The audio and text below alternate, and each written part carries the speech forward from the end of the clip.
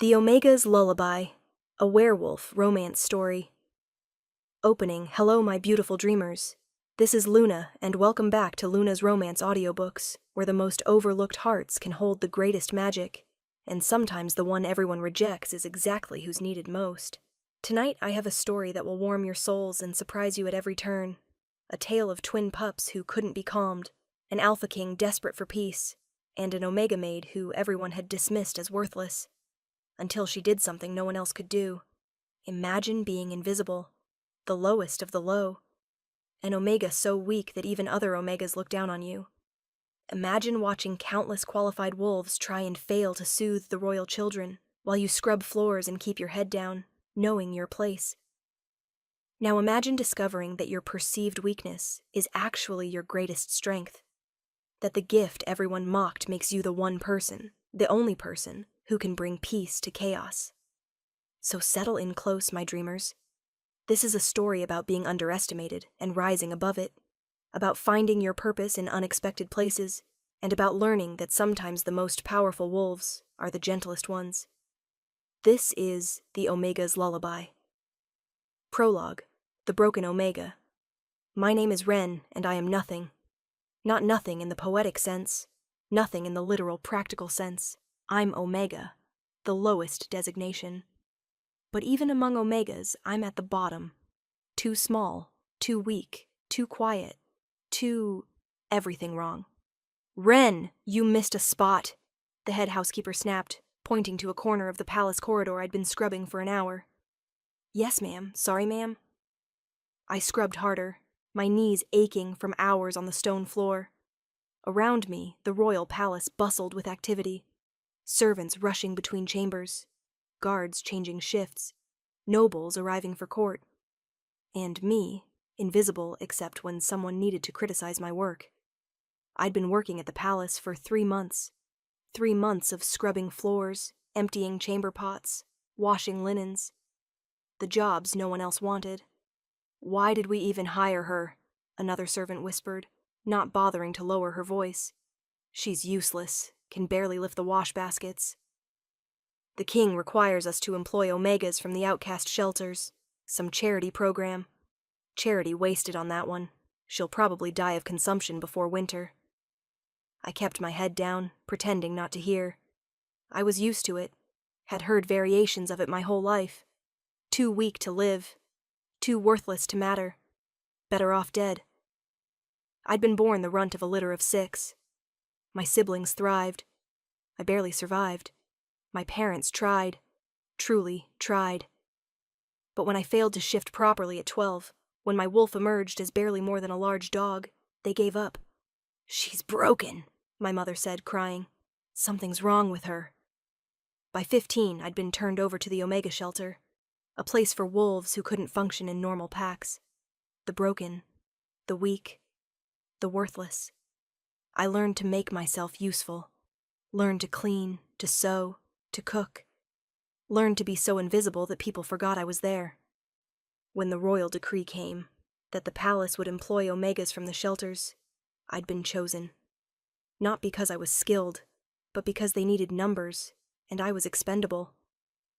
At least we won't feel bad if this one doesn't work out, the shelter director had said. So, here I was. 20 years old, scrubbing floors in the Alpha King's palace, invisible and broken. I didn't know that my brokenness was about to become the kingdom's salvation. I didn't know that the royal twins, the heirs everyone doted on, would change everything. And I didn't know that the gift everyone mocked would make me irreplaceable. Chapter 1. The Silent Omega, 3 months at the palace. Week 1.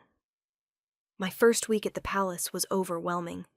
The building was massive, corridors that went on forever, rooms I'd never seen the inside of, areas servants like me were forbidden to enter. Stay in the lower levels, the head housekeeper Matilda instructed. Your laundry and floor duty only. Don't speak unless spoken to. Don't make eye contact with nobles. Don't cause any trouble. Yes, ma'am. And speak up. You mumble like a mouse. No one can hear you.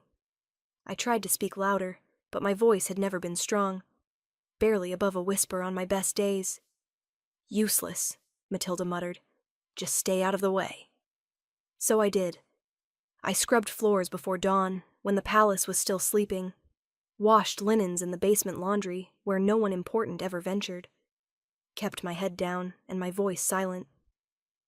The other servants ignored me. The Omega ones were kind enough, but busy. The Beta and Alpha servants treated me like furniture. I didn't mind. I'd always been invisible.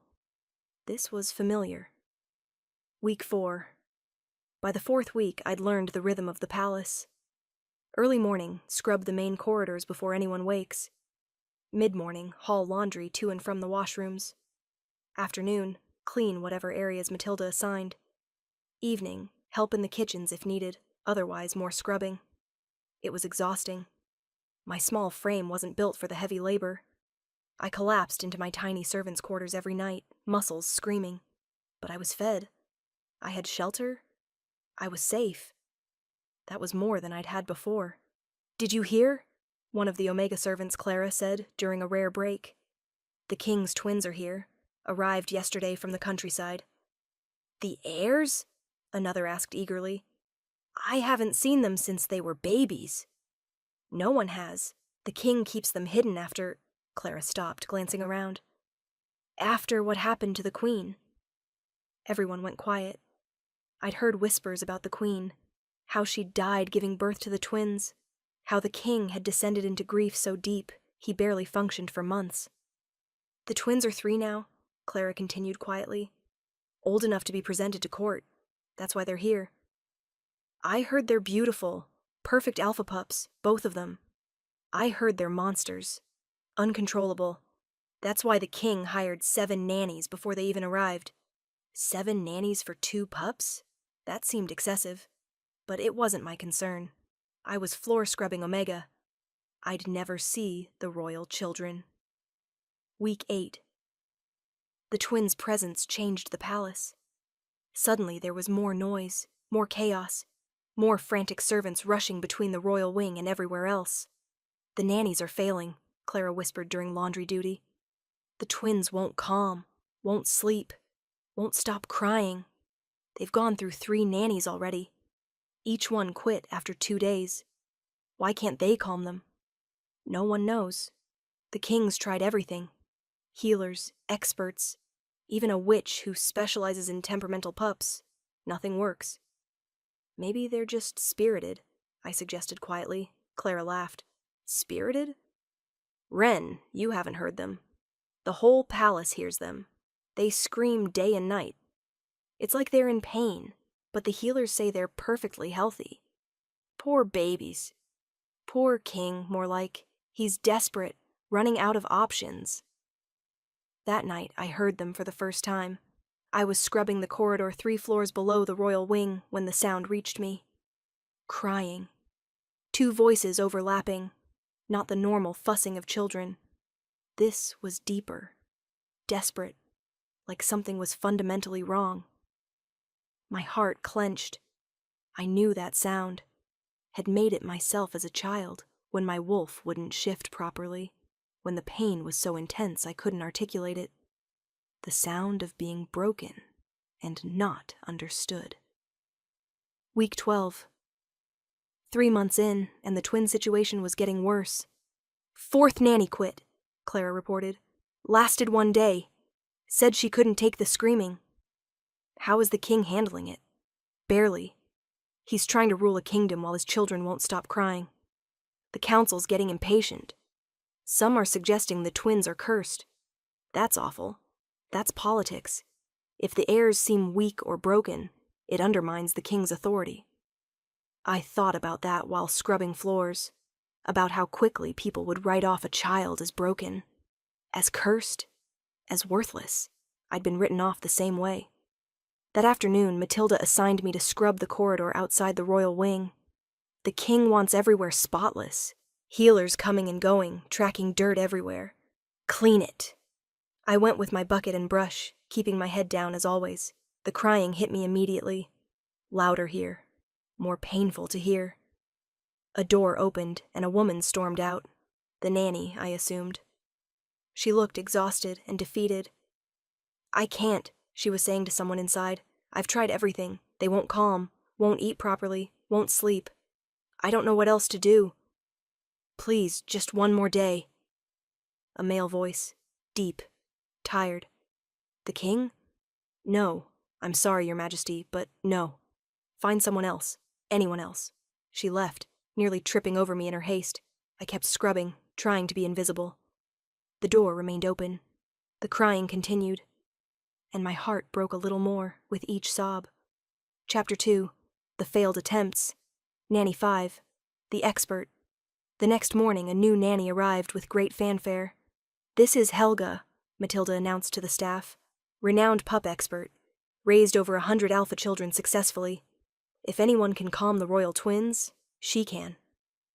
We all waited hopefully. Helga lasted 2 days.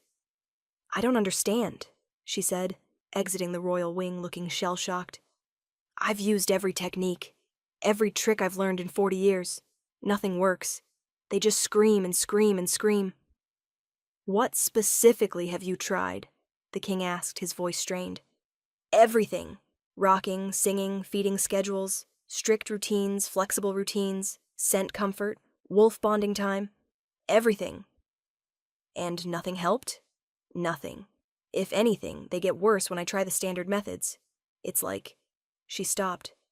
Like what? Like they know the methods are wrong. Like they're trying to tell us something, but no one understands. The king thanked her and paid her generously for her time, but I could see the desperation in his posture as he closed the door. Nanny 6, the witch. The 6th attempt wasn't a nanny. It was a witch who specialized in child temperament. Sometimes pups are sensitive to spiritual imbalances, she explained to the gathered staff. I'll identify the problem and correct it. She went into the royal chambers with confidence. She came out 3 hours later, pale and shaken. Well, the king demanded, there's no curse, no spiritual imbalance, no magical interference. She looked genuinely puzzled. Those pups are just unhappy. Deeply, fundamentally unhappy. But I can't tell you why. That's not helpful. I know. I'm sorry. I wish I had better answers. Another failure. The crying continued. Nanny 7. The healer. Perhaps it's medical, the royal healer suggested. Some condition we're missing. They brought in specialists, examined the twins thoroughly. Physically perfect, they reported. No illness, no condition, no explanation for the distress. Then why won't they stop crying? The king's voice was breaking now. We don't know, Your Majesty. We're sorry. Nanny 8, the desperate alpha. The 8th attempt was different. A female alpha, recommended by the council. She has natural authority, they said. She'll establish dominance, and the pups will submit. I was scrubbing nearby when I heard her enter the royal wing. These pups need discipline, she announced. Firm boundaries. They're testing you. 10 minutes later, the crying intensified to screaming. 20 minutes later, she emerged, her confident expression replaced by confusion. They won't submit. They just won't. They get more hysterical when I use alpha authority. Maybe they're too young. No, I've handled younger. This is different. It's like alpha commands make them worse. The king dismissed her, looking more hopeless than ever. The king's breakdown. That night I was scrubbing the corridor late when I heard it. A man crying. Deep, wrenching sobs coming from behind the closed door of the royal wing. The king, crying along with his children. I don't know what to do, his voice carried through the door. I don't know how to help them. What kind of father can't even comfort his own children? My heart broke. I'd never met the king, never even seen him up close. But hearing him break down, hearing his pain and helplessness, it made him human, made him someone I understood. Because I knew what it felt like to be broken and not understood. I stood there, frozen, listening to a powerful alpha king crying because he couldn't soothe his babies, and something inside me stirred. A need, a pull, a certainty that made no sense. I could help. I didn't know how I knew, but I knew. The problem was, who would ever listen to someone like me? Chapter 3: The Invisible Girl. My history. To understand why I never spoke up, you have to understand where I came from. I was born to a lower-tier family in the Clearwater Pack. My father was an Omega laborer. My mother was Omega domestic. They weren't weak by Omega standards, just normal, unremarkable. Then I came along, the runt, the one who wouldn't thrive. My siblings shifted easily at 12. I barely managed a half shift, my wolf emerging malformed and tiny. "She's broken," the pack healer said. "Her wolf isn't complete. It happens sometimes with runts. She'll never be fully functional." My parents tried to protect me, but they were Omegas themselves. No power, no influence. By 15, the pack alpha suggested I be turned over to the shelter. "She's a drain on resources," he said. "Better she be with her own kind." Her own kind. Other broken wolves. The shelter wasn't cruel, but it wasn't kind either. It was functional. A place for wolves who couldn't survive in normal pack life. I learned to sew there, to clean, to cook. Basic skills that might make me employable, but employers wanted strong Omegas. Capable Omegas, not broken ones. "Your wolf is too weak," one said. "You can't even properly scent track. How would you be useful?" "You're too small," another dismissed. "We need Omegas who can handle physical labor." When the royal decree came, requiring the palace to hire from the shelters, I'd been chosen almost by default. "She'll die anyway," the shelter director said. "Might as well be working." So encouraging. Why I stayed silent with that history. You can understand why I never suggested I could help the twins. Who would listen to broken Omega Ren? The nannies were experts. The healers were trained. The witch was powerful. What could I possibly offer? Nothing. I was nothing. So I kept my head down and scrubbed my floors, but every day the crying got worse. And every day my certainty grew. I could help. I knew I could. The question was, how? The observation. I started paying attention during my cleaning duties. When the nannies tried loud, firm commands, the crying intensified. When they tried structured routines, the crying continued. When they tried traditional lullabies, no change. When they tried wolf bonding, shifting, and letting the pups interact with their wolves, the pups got more agitated. Every standard method failed. But I noticed something else.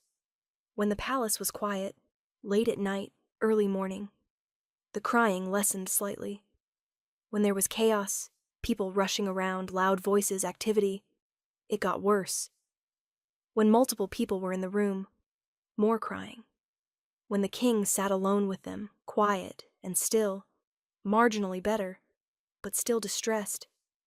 They didn't respond to authority. They didn't respond to expertise.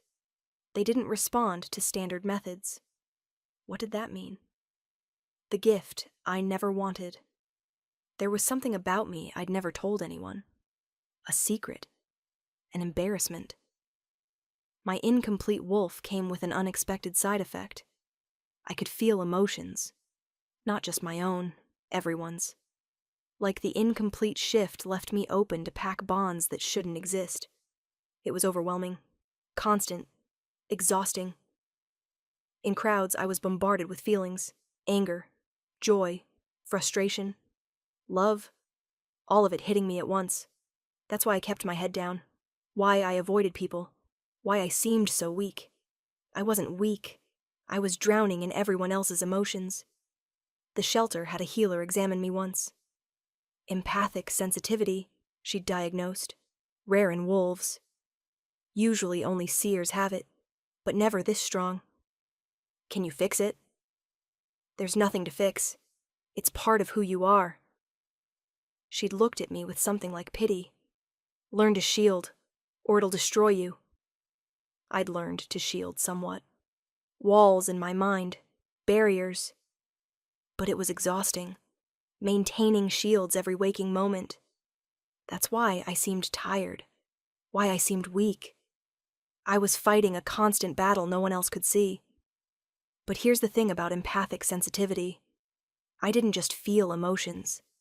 I could influence them, not control, not manipulate, but soothe, calm, ease. It happened accidentally sometimes. An angry person near me would calm down. A crying child would quiet. I'd never told anyone, because who would believe that broken Omega Ren had any gift at all? But listening to the twins cry, feeling their distress through the walls, I knew. I knew what they needed.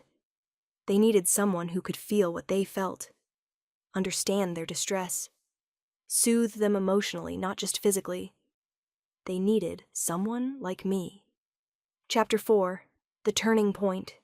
Week 14, The Crisis. The Council's demanding action, Clara whispered during laundry. They say if the king can't control his own children, how can he control the kingdom? That's not fair.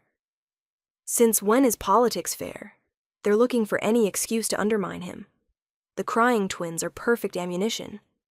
What will he do? I don't know, but it has to be soon. The twins haven't slept properly in weeks. Neither has the king. Something's going to break. That night, it did. I was scrubbing the corridor outside the royal wing, working late because I'd fallen behind on my duties. The crying was particularly bad. Heart-wrenching. Desperate. The door opened, and the king emerged. I'd never seen him up close before. He was not what I expected. Young, late 20s, maybe early 30s. Tall, broad-shouldered, clearly powerful. Dark hair disheveled. Eyes shadowed with exhaustion. He looked broken. He didn't notice me at first. Just stood in the corridor, head against the wall, shoulders shaking. He was crying. Silently. Hopelessly. I should have left. Should have made myself invisible as always. But my mouth opened before my brain engaged. Your Majesty? My voice was barely a whisper. He spun, surprised. His red-rimmed eyes found me kneeling there with my scrub brush. Who are you? No one, Your Majesty. I'm sorry. I shouldn't have spoken.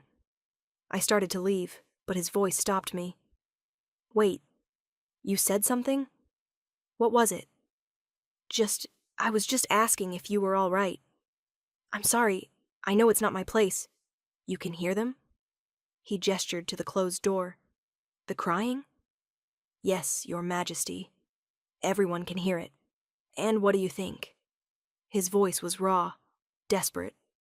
Do you think I'm failing them? That I'm a terrible father? No. The vehemence in my voice surprised us both. No, Your Majesty. You're not failing. You're trying everything. That's not failing. Everything I try makes it worse. He slid down the wall, sitting right there in the corridor. A king, sitting on the floor. 8 nannies, 3 healers. A witch. Nothing works. I should have left. Shouldn't have said anything more. But his pain was palpable. And I felt it.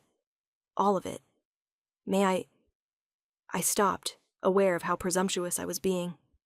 May I ask what you've tried? He looked at me, really looked at me, for the first time, taking in my small frame, my worn servant's clothes, my nervous posture. Why? I've been listening to the crying, and I noticed patterns. Patterns. He sat up straighter. What kind of patterns? The crying gets worse with too much stimulus. Loud voices, multiple people, strong alpha authority. But gets a little better when things are quiet. When there's just one person. When there's gentleness. He was staring at me intently now. Who are you? Which nanny are you? I'm not a nanny. I'm just a maid, a cleaner. I'm nobody, Your Majesty. If you're nobody, why are you the first person to notice patterns? I had no answer to that. What's your name? Ren, Your Majesty. Ren. He said it like he was tasting it. You think my children need gentleness? I stopped, aware I was overstepping massively. I think they might be overwhelmed. Too many people trying too many things.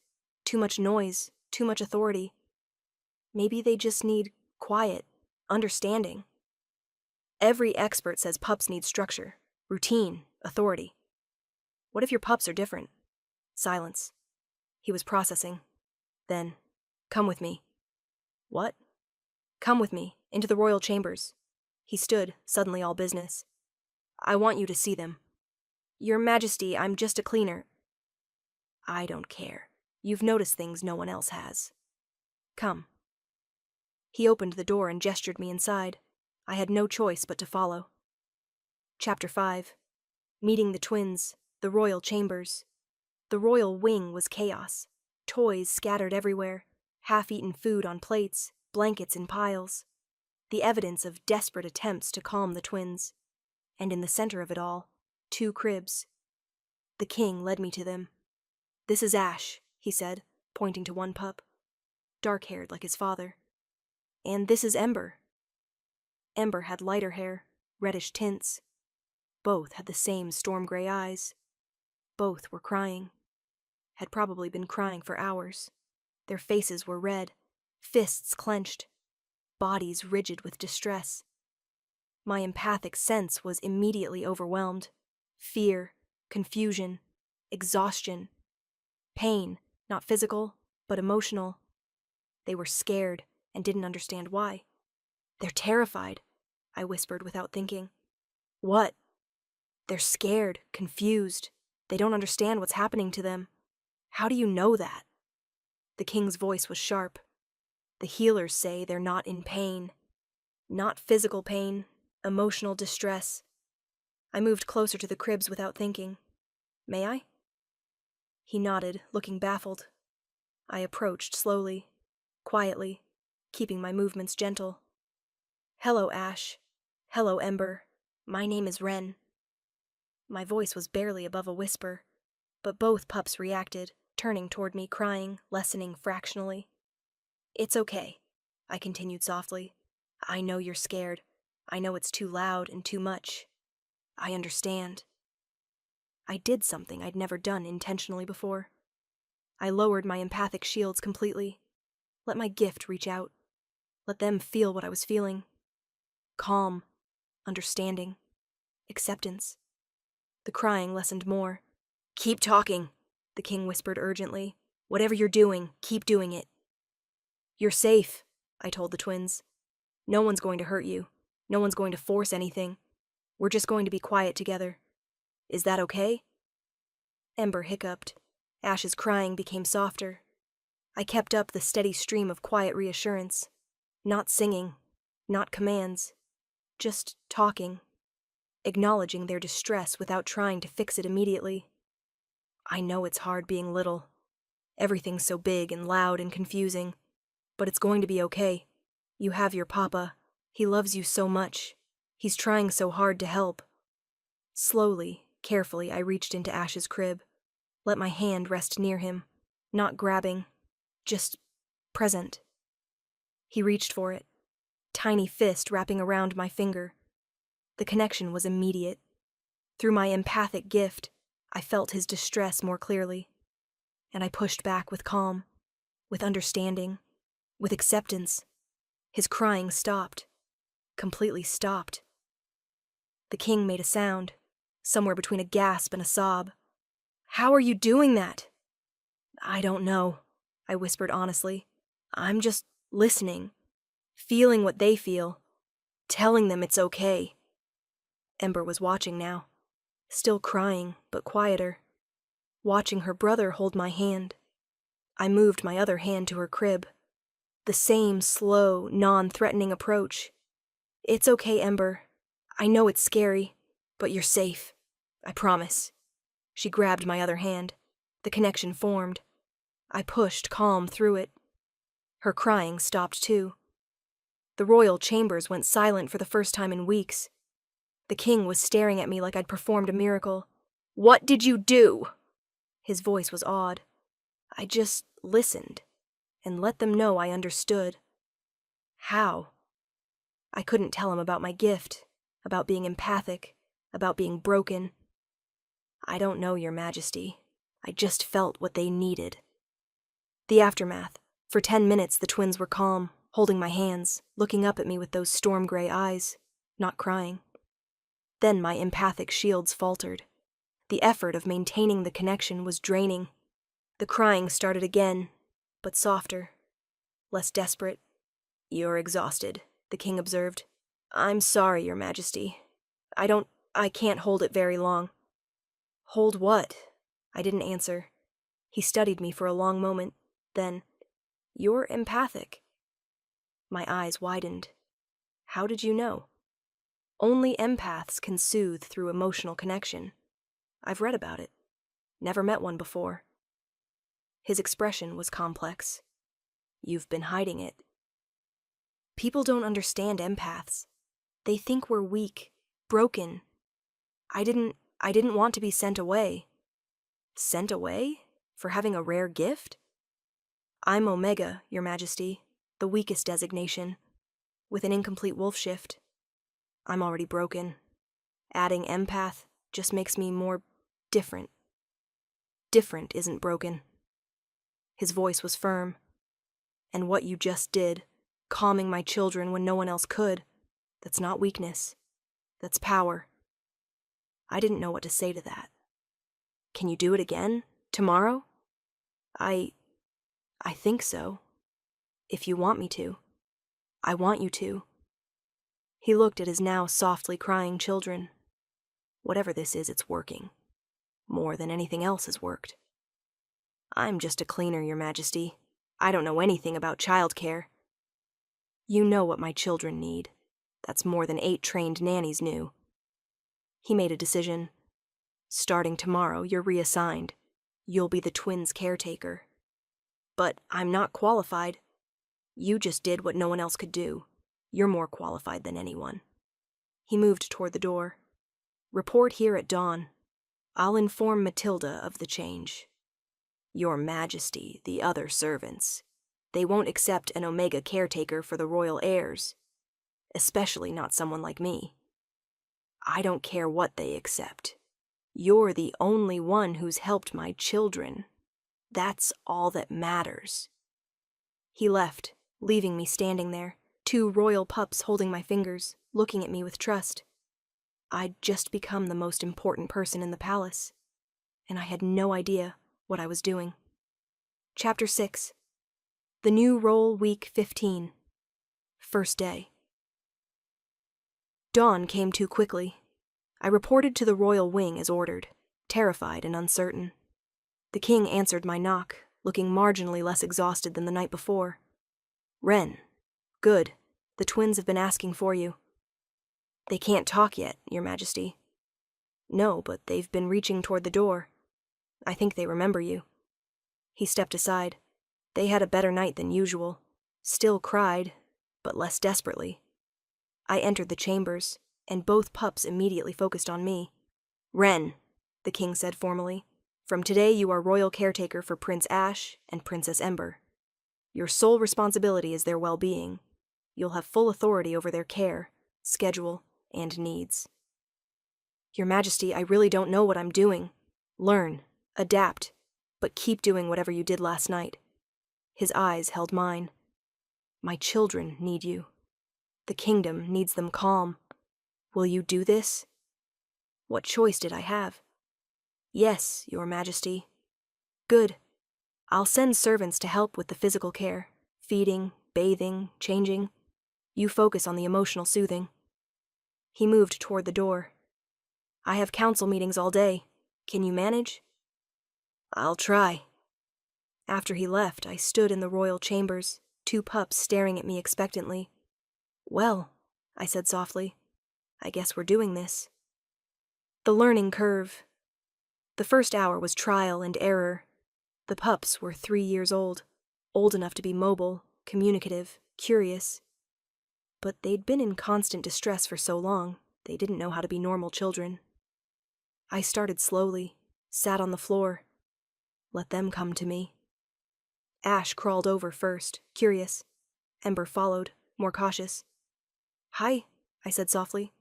"Remember me?" "I'm Wren." Ash grabbed my hand again. That immediate connection. I pushed calm through it, felt his relief. Ember touched my other hand, Same connection formed. Okay, this is good. We can work with this. I discovered quickly that physical touch was essential. When they held my hands, the empathic connection strengthened. They calmed, but I couldn't hold both their hands constantly. I'd collapse from exhaustion. I needed to teach them to self-soothe, to feel safe without constant contact. How about a game? I suggested. Let's build something. I pulled out blocks the nannies had brought, started stacking them. The twins watched, curious but uncertain. Come on, you try. Ash reached for a block. Ember followed. For 20 minutes we built towers and knocked them down. Simple, silly, but peaceful. When they started getting agitated, I'd let them touch my hands, feel my calm, then redirect to another activity. By noon, we'd achieved something miraculous. 3 hours without crying. The skepticism. When servants came with lunch, they were shocked. They're quiet, one whispered. How? Just playing, I said softly. The nannies couldn't get them to play. They'd just cry. Maybe they needed someone who understood them differently. Word spread quickly through the palace. The broken Omega was somehow calming the royal twins. Not everyone was pleased. It's probably temporary, I heard one say. She'll fail like the others. She's Omega. How can an Omega care for Alpha heirs? The king's desperate, probably grasping at straws. I tried not to let it bother me, but old insecurities returned. What if they were right? What if this was temporary? What if I failed? The king's return that evening, the king returned to find the twins playing quietly with blocks while I told them a story. He stood in the doorway, staring. They played all day? His voice was odd. Mostly. They got fussy a few times, but we worked through it. How? Just understanding what they needed. When they got overwhelmed, I let them hold my hands, feel my calm. Then once they settled, we'd play again. He entered, and both pups ran to him excitedly. Papa, Ash managed, his first clear word in weeks. The king dropped to his knees, pulling them both close. His eyes were wet. They spoke. They haven't spoken in... He couldn't finish. They're just now feeling safe enough to try, I explained softly. They've been too scared to communicate. What were they scared of? Everything. All the noise. All the people. All the trying. Every nanny made them feel broken, made them feel like they were the problem. I met his eyes. They're not the problem, Your Majesty.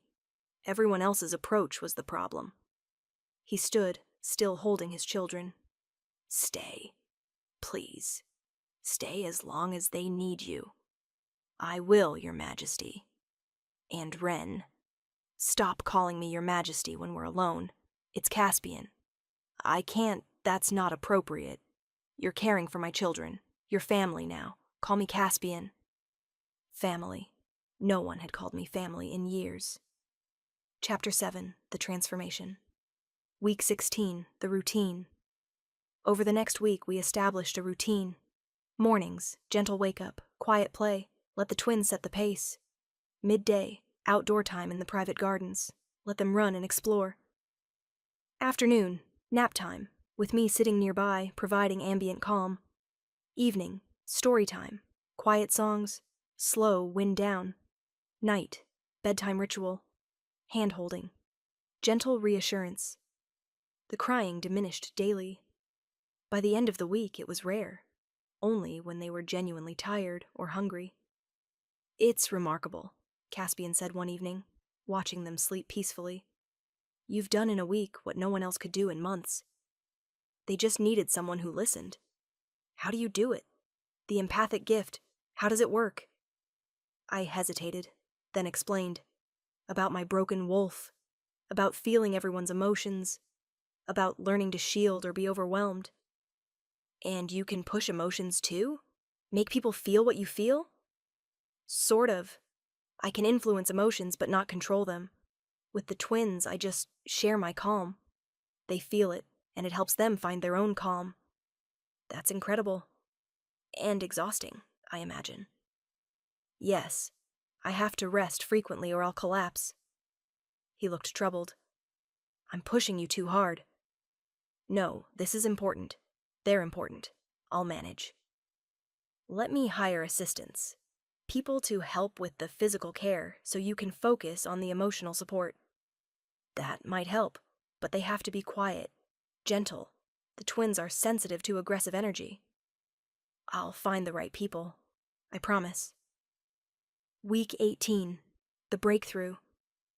The breakthrough came during an outdoor play session. The twins were running through the garden, actually laughing, for the first time. Caspian had joined us. His council meetings finished early. Watch this, Papa, Ember called, jumping off a low wall. He caught her, spinning her around. Very brave. Me too, Ash demanded. I watched them play, my heart full.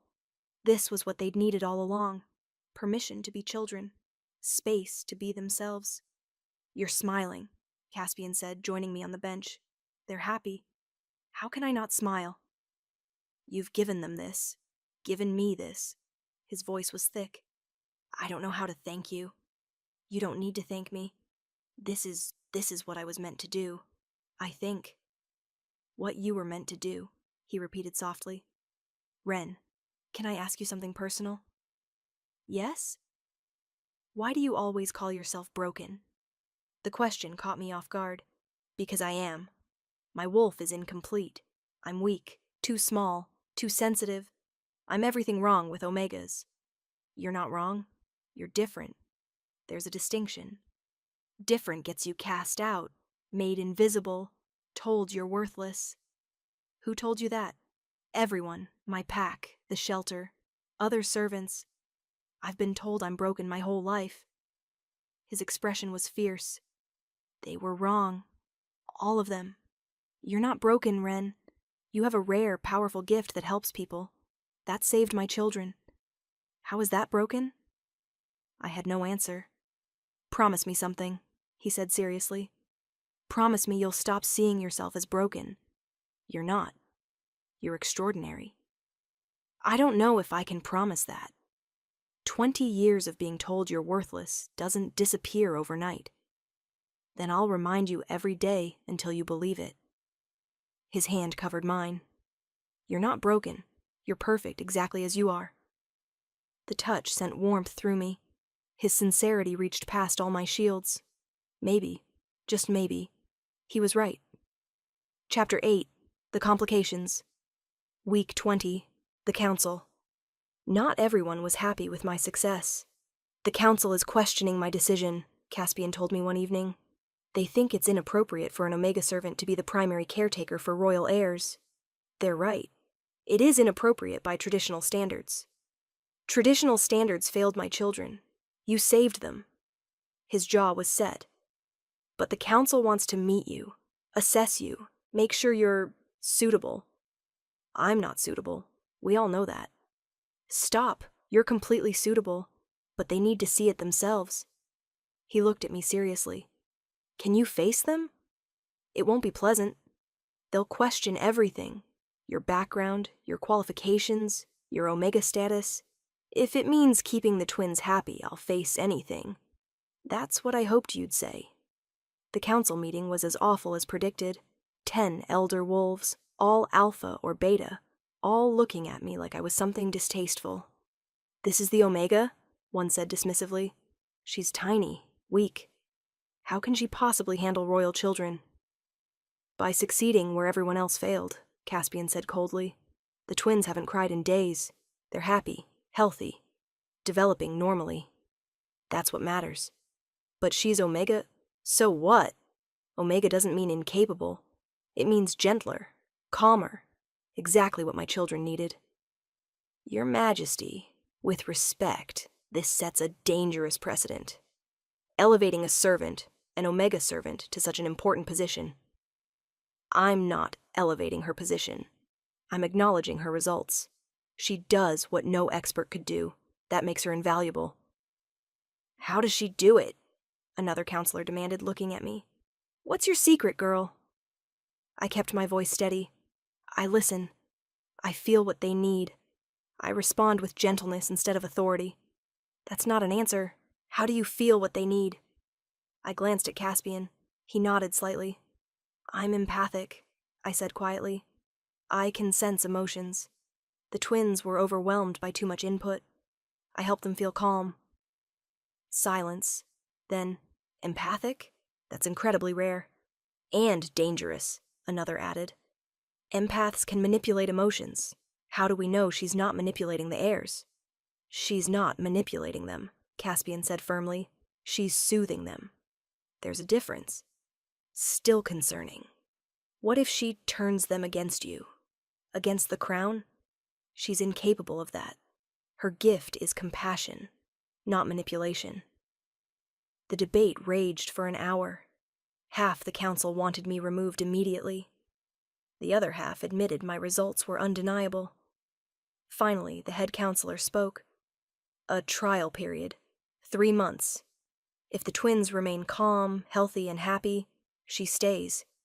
If there are any problems, she's removed immediately. That's fair, Caspian agreed, though his tone said he thought it was anything but fair.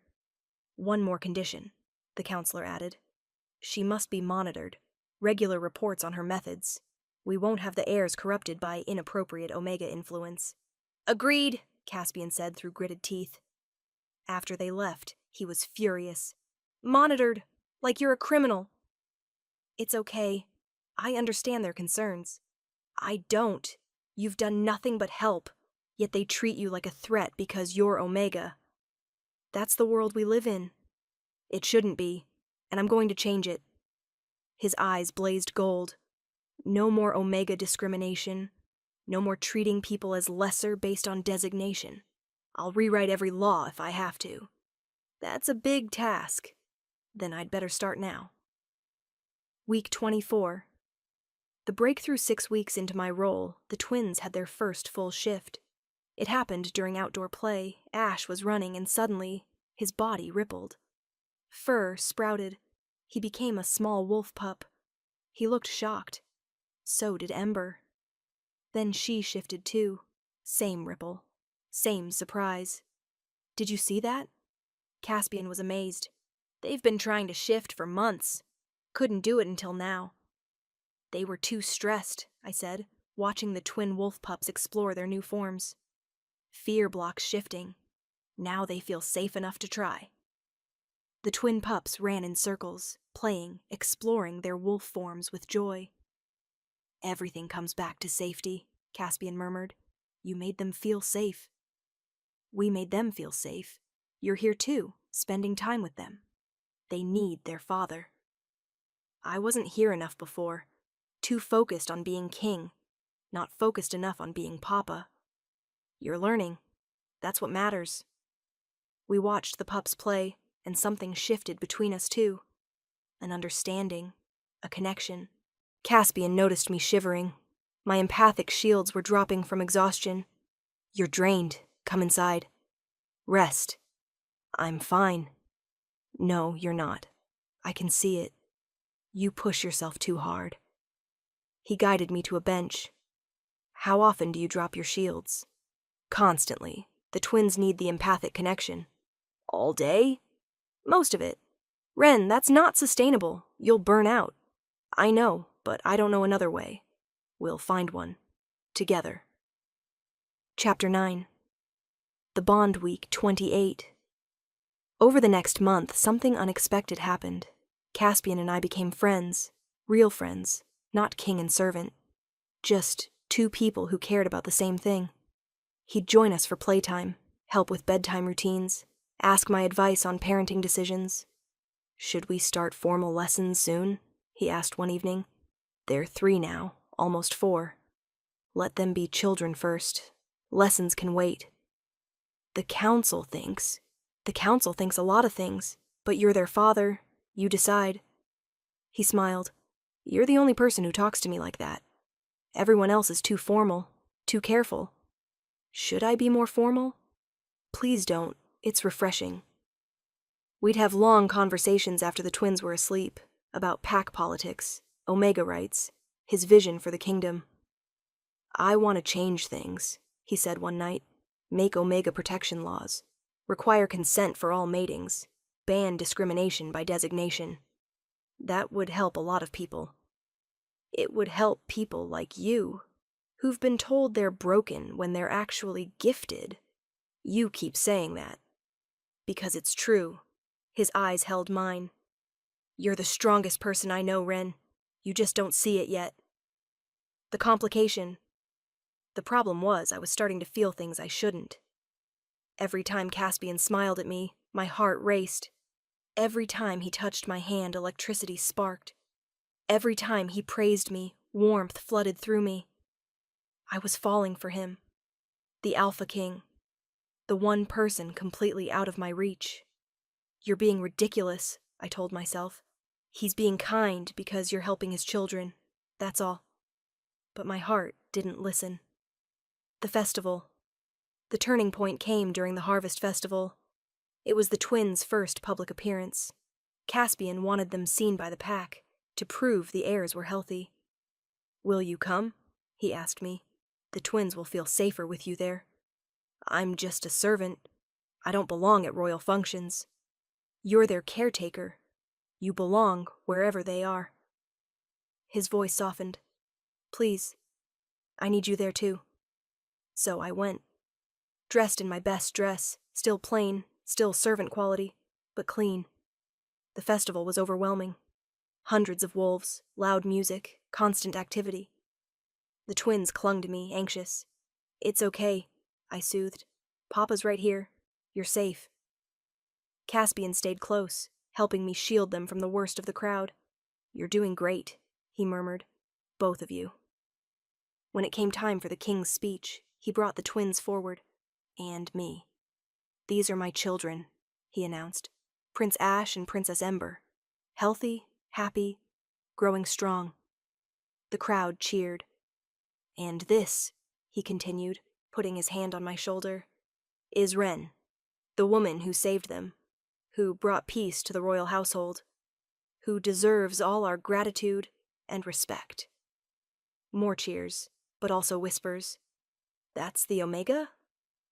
She's so small. How can she possibly... I tried to shrink back, but Caspian's hand kept me in place. Ren represents what I want this kingdom to become. A place where people are valued for their gifts, not their designation. Where strength comes in many forms. Where everyone has a place. It was a political statement, a declaration of intent. And it put a target on my back. The threat that night, after the twins were asleep, I was returning to my quarters when I was cornered. 3 alpha servants. All bigger than me. All angry. You think you're special? One hissed. Elevated above your station because you can coddle some pups? I don't think I'm special. You're making Omegas think they can rise above their place. That's dangerous. I'm just doing my job. Your job is scrubbing floors, not playing at being royal. One grabbed my arm roughly. Maybe we should remind you where you belong. Let her go. Caspian's voice cut through the corridor like a blade. The alphas released me immediately, going pale. Your Majesty, you touched her. Threatened her. That's treason. His eyes blazed gold. Guards! Royal guards appeared immediately. Take them to the dungeon. They'll face judgment tomorrow. Your Majesty, please? You threatened the royal children's caretaker. That's threatening the heirs themselves. Get out of my sight. After they were dragged away, Caspian turned to me. Are you hurt? No, just scared. I'm sorry. I should have anticipated this. Making that speech put you at risk. You were standing up for Omegas. That's important. Not more important than your safety. His hands framed my face gently. I won't let anyone hurt you. I promise. The touch, the intimacy, the protectiveness. My heart couldn't take it. Caspian, I stopped, aware of what I'd almost said. What? Nothing. I should go. Get some sleep. Ren, wait. His hand caught mine. There's something I need to tell you. What? He hesitated then. Never mind. It can wait. Get some rest. But his eyes said something else. Something that made my breath catch. Something I couldn't dare hope for. Chapter 10. The Truth Week 32. 3 months after I became the twins' caretaker, they were thriving. Happy, healthy, developing normally, speaking in full sentences, shifting confidently, playing without fear. The council had to admit, grudgingly, that I'd succeeded where everyone else failed. The trial period is complete, the head counselor announced. We see no reason to remove the Omega. She's adequate. Adequate? Caspian's voice was dangerous. She's exceptional. Say it. She's performed well. Say it. She's exceptional, the counselor gritted out. Good. Then we're making her position permanent. Royal caretaker. Official title. Official salary. Official quarters in the royal wing. Your Majesty, that's highly unusual. So was hiring 8 failed nannies. Wren stays. End of discussion. After the council left, Caspian turned to me. You're not a servant anymore. You're officially palace staff. Royal caretaker. That comes with rank, respect, and resources. I don't need rank. You need to be protected. Official status does that. His eyes were intense, and you deserve it. You've earned it. Thank you. Don't thank me. You earned every bit of it. He stepped closer. Wren, there's something else. Something I've been trying to tell you for weeks. My heart raced. What? He stopped as the twins burst in, demanding attention. Papa! Wren, play with us! The moment was lost, but something had shifted. Something was coming. The realization. That night I couldn't sleep. Caspian's almost confession. The way he looked at me, the protectiveness, the intimacy that had grown between us. It couldn't mean what I thought it meant. He was the Alpha King. I was an Omega X servant. We were impossible, but my heart didn't care about impossible. A knock at my door. Late. Unexpected. I opened it to find Caspian looking determined. Can I come in? Yes. He entered, closing the door behind him. Taking a breath. I can't wait anymore. I need to say this. Say what? I'm in love with you. The world stopped. What? I'm in love with you, Wren. I've been falling for you for months. Every day I watch you with my children. Every conversation we have. Every moment you show me who you really are. His eyes were blazing. You're brilliant and kind and strong, and I love you. You can't. I'm Omega. I don't care. You're you. That's all that matters. Caspian, you're the king. I'm nothing. You're everything. He moved closer. You saved my children. Saved me. Showed me what strength really looks like. Made me believe in changing the kingdom. You're everything, Wren.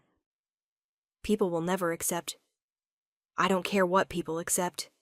I care about you. About us. About building something real. His hands framed my face. Tell me you don't feel this too. Tell me I'm alone in this. I couldn't. Because I did feel it. Had been feeling it for weeks. I love you too, I whispered. But... He kissed me before I could list all the reasons why this was impossible. And for that moment, nothing else mattered. Epilogue. 3 years later, the royal chambers were full of laughter. Ash and Ember, now 6, were chasing each other around while their baby brother Reed watched from my lap. Careful, I called. Don't knock over. Too late. A vase crashed. Caspian appeared in the doorway, raising an eyebrow. Should I ask? Probably not, I said, trying to look stern at the twins. Both gave me their best innocent faces. We're sorry, Mama, Ember said. Mama. I'd never get used to that. After Caspian's declaration 3 years ago, things had moved quickly. The council objected, of course. An Omega Luna Queen was unprecedented, scandalous, inappropriate. I don't care, Caspian had told them. Wren is my mate, my choice, my Luna. Accept it, or find new positions. They'd accepted it, grudgingly. The kingdom had been slower to accept. Whispers, gossip, criticism. But then they'd seen the twins. Happy, healthy, thriving under my care. They'd seen the laws Caspian passed, Omega protection, consent requirements, anti-discrimination measures. They'd seen how I handled Luna duties with the same quiet competence I'd shown with the twins. Slowly, acceptance came. Not from everyone, but from enough. "You're staring," Caspian said, pulling me from my thoughts. "Just remembering. 3 years ago I was scrubbing floors. Now I'm Luna Queen with 3 children. 4 children," he corrected, his hand on my slightly swollen belly. "4," I agreed, smiling. "You're determined to have a large family." "I'm determined to fill this palace with love and laughter. You're the one making that possible." He kissed my forehead. "Never doubt that." "I don't. Not anymore." I touched his face. "You taught me I wasn't broken. That I was enough exactly as I am. You taught me what real strength looks like, what love looks like, what matters most." His arms wrapped around me and Reed. "Thank you for saying yes, for choosing this impossible life. Thank you for seeing me, really seeing me, when everyone else looked through me." Ash and Ember crashed into us, demanding attention. Reed giggled. The palace was chaos and love, and everything I'd never dared dream of. "Mama, tell us the story," Ember demanded, "about how you and Papa fell in love. You've heard it 100 times. We want to hear it again." Caspian grinned. "Yes, Mama. Tell us how an Omega maid saved the kingdom by calming the uncontrollable twins." I rolled my eyes but smiled. "Fine. Once upon a time, there were 2 little pups who cried all the time." I told them the story about being invisible, about hearing their cries and feeling their pain, about being brave enough to suggest I could help. "And Papa listened?" Ash asked. "Papa listened, even though I was nobody, even though no one thought I could help. He listened." "Because love means listening," Ember recited. She'd heard this lesson many times. "Exactly. Love means seeing people for who they really are, not who others say they are." "Like how everyone said you were broken, but you weren't," Ash added. "Like that." "And now you're queen," Ember said proudly. "And you still sing us lullabies every night." "Always. That's the most important job I have." That night, after tucking the twins into bed, I stood in the nursery with Reed, singing softly. Caspian joined me, his arms around us both. "You know what I realized?" he said quietly. "What?" "The day I heard you speaking to those servants, telling them you noticed patterns in the crying. That was the day my world changed. I just didn't know it yet. The day you met Broken Omega Ren. The day I met the strongest woman I'd ever know. The woman who would become my Luna. My love. My everything." He turned me to face him. "You're not broken, Ren. You never were. You're perfect. Exactly as the moon goddess made you." "I'm starting to believe that. Good, because it's true." He kissed me softly. "I love you, today, tomorrow, always. I love you too, my king, my mate, my heart." Reed yawned and we put him in his crib. As we left, I looked back at the sleeping pup. 3 years ago, I'd been the lowest of the low, the one everyone rejected, the broken Omega who wasn't worth anything. Now I was Luna Queen, mother to 3, soon 4, royal children, partner to a king who'd changed laws for me, proof that being underestimated didn't define your worth. "What are you thinking?" Caspian asked. "That no one could calm the Alpha King's twin pups. Until the Omega maid they all rejected did the one thing no one else thought to try." "What was that?" "Listened, truly listened, and loved them exactly as they were." "Sounds familiar. That's what you did for me too." His hand found mine. Listened when I was desperate. Loved when I was broken. Saw me when I felt invisible. We saved each other. Yes, we did." He pulled me close. "Thank you for being brave enough to speak up that night. For offering to help when you had every reason to stay silent. Thank you for listening, for giving an Omega nobody a chance. You were never nobody, Ren. You were always extraordinary. I just had the privilege of discovering it first. We walked to our chambers hand in hand, and I marveled at the journey. From invisible to irreplaceable, from broken to whole, from rejected to cherished. All because I dared to believe I could help. All because an alpha king had dared to listen. And all because two crying pups had needed exactly what only I could give. Understanding, gentleness, and a lullaby sung by someone who knew what it felt like to be broken. Everyone had rejected me, but I'd calmed the twins, won the king's heart, and proven that sometimes the most powerful gifts come in the smallest, quietest packages. And I'd do it all again in a heartbeat. Closing. And there you have it, my beautiful dreamers. The story of Ren and Caspian, proof that being underestimated can become your greatest strength, that the most rejected heart can save a kingdom, and that sometimes the answer everyone seeks is found in the person everyone overlooks. Did this story touch your heart? Did you feel Ren's journey from invisible to irreplaceable? Did you believe in the power of gentleness? Then show me some love. Hit that like button, drop a comment telling me your favorite moment of Ren's transformation, and subscribe to Luna's romance audiobooks so you never miss another tale of unlikely heroes and unexpected love. I want to know, would you have been brave enough to speak up like Ren did? Would you have believed in your gift when everyone said you were broken? Would you have dared to love a king? Tell me in the comments. And speaking of unlikely heroes, our next story is going to absolutely captivate you. It's called The Blind Omega's Vision, and it follows a she-wolf who lost her sight as a child, but gained something else, the ability to see the future. For years, she's been dismissed as broken, her visions ignored as delusions, until the Alpha King comes to her in desperation, needing to know if his kingdom will survive the coming war. What she sees in his future will change both their destinies forever. Until next time, my dreamers, may your perceived weaknesses become your greatest strengths, your quiet voices be heard, and your gentleness change the world. This is Luna, signing off. Sweet dreams, beautiful souls.